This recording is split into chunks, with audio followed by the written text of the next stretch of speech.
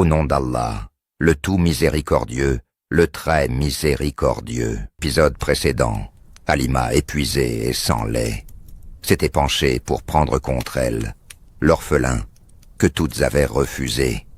Écoutons la suite par sa propre voix. Par Allah, à peine l'avais-je posé contre moi pour l'allaiter que ma poitrine déborda de lait. Il but jusqu'à être rassasié. Et mon propre fils but à ses côtés, rassasié lui aussi. Moi, qui la veille encore, n'avais pas une goutte de lait pour mon enfant affamé. Cette nuit-là, pour la première fois, mon petit dormit le ventre plein, apaisé. Cette nuit-là, mon mari Al-Harith se leva pour aller voir notre vieille chamelle, celle qui n'avait plus donné de lait depuis si longtemps. Et voilà qu'il la trouva le pis gonflé, plein de lait. Il entrait pour nous tous. Nous bûmes à satiété, et nous passâmes la meilleure nuit que nous ayons connue depuis longtemps. Au matin, mon mari me regarda, encore émerveillé, et me dit « Par Allah, ô Halima, sais-tu que tu as pris une âme bénie? Regarde comme tout a changé depuis que cet enfant est entré sous notre tente. » Puis vint le jour du départ. Il fallait reprendre la route du désert, vers les campements des Banu Saad.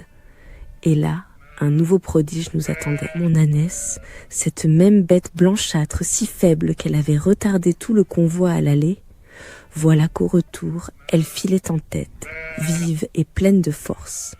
Nul ne pouvait la suivre. Les femmes qui m'avaient devancée à l'aller n'en revenaient pas. Elles me criaient « Halima, n'est-ce pas là l'ânesse sur laquelle tu es partie?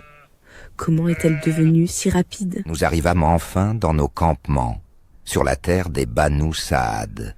C'était une terre aride, brûlée par la sécheresse, où le bétail peinait à trouver de quoi se nourrir. Mais autour de notre tente, tout changea.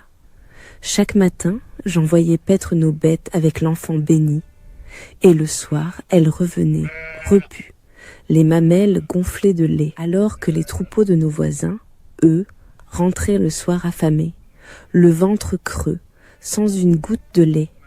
Nos voisins disaient à leurs bergers « Menez donc paître vos bêtes là où paît le berger de Halima. » Mais leurs bêtes rentraient toujours affamées, tandis que les nôtres débordaient de lait. La bénédiction était sur nous, et elle venait de cet enfant. Nous ne cessions de nous en émerveiller. Les mois passèrent. L'enfant grandissait comme aucun autre, plus vite, plus fort.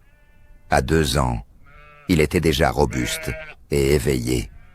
Vint alors le temps de le sevrer et de le ramener à sa mère, à la Mecque. Nous le ramenâmes donc à Amina.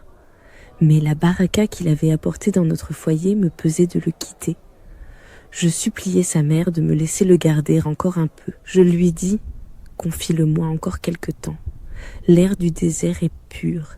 Il y grandira fort et sain, loin des maladies de la ville. » Amina, la tendre mère, comprit mon attachement. Après un temps d'hésitation, elle accepta de me confier à nouveau son fils. Elle me dit doucement « Prends soin de lui, Halima, car cet enfant a un très grand avenir. Veille sur lui comme sur la prunelle de tes yeux. Prends soin de lui, Halima, car cet enfant a un très grand avenir. Veille sur lui comme sur la prunelle de tes yeux. » Et notre dernière invocation est « Louange à Allah, Seigneur des mondes ».